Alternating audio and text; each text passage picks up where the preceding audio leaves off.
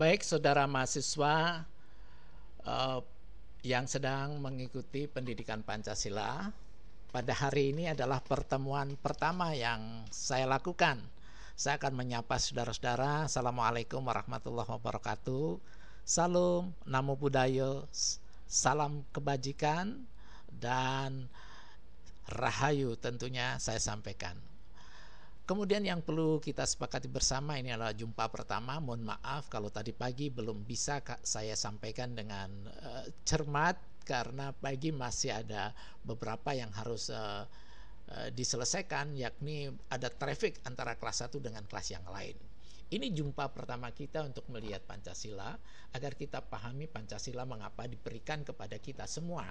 Dan ini nanti saya sebagai dosen hanyalah seorang fasilitator agar terjadi dinamika dan terjadi suatu pikiran-pikiran yang bagus yang hadir dari mahasiswa.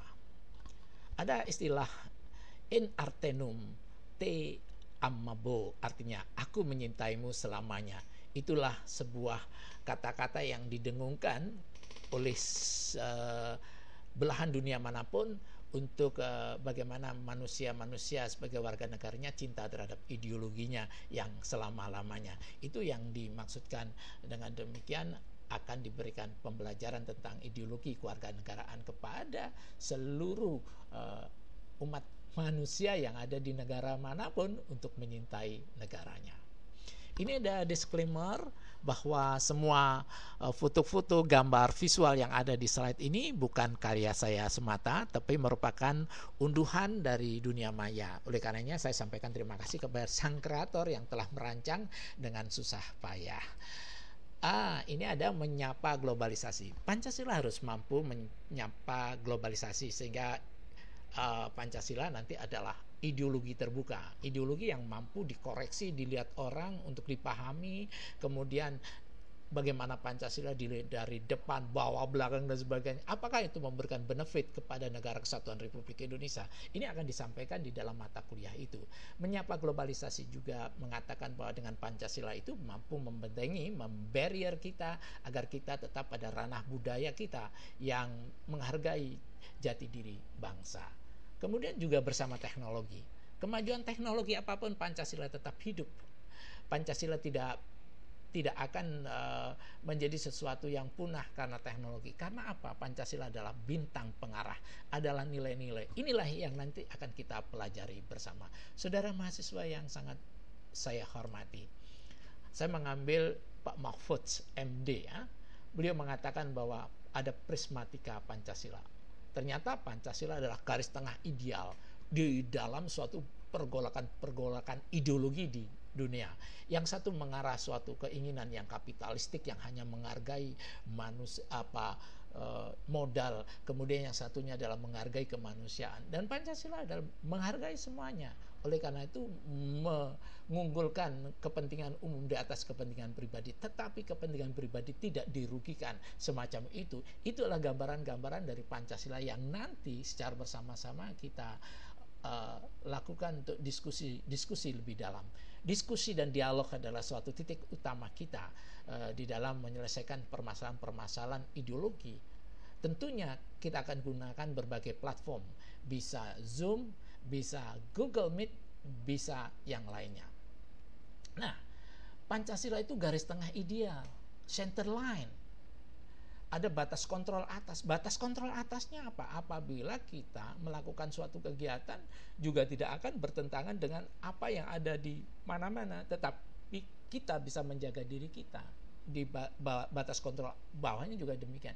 Sehingga Pancasila tidak hanya center line tapi juga bintang pengarah untuk menuju kemajuan. Kemudian kita dibingkai dengan Pancasila yang menjadi daya pemikir kita. Juga termasuk ini kalau kita lihat secara utuh, maka dengan demikian kalau kita akan melakukan sesuatu tetap pada suatu pemikiran bahwa Pancasila menjadi jati diri bangsa yang mengarahkan kita dalam tindakan, perilaku, dan perbuatan kita.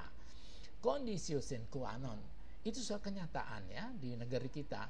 Geopolitik kita yang kita lihat ya secara geografi, kita memiliki 17.504 pulau dengan berbagai multivarian bangsanya dan sebagainya. Ini mudah orang melakukan sebuah tindakan untuk divide et impera. Jadi memecah belah kita menjadi bagian-bagian kecil. Oleh karenanya sesanti Bhinneka Tunggal Ika Tadhana Dharma Mangruwa, jadi beda-beda tapi satu jua dan tidak ada paham yang mendua.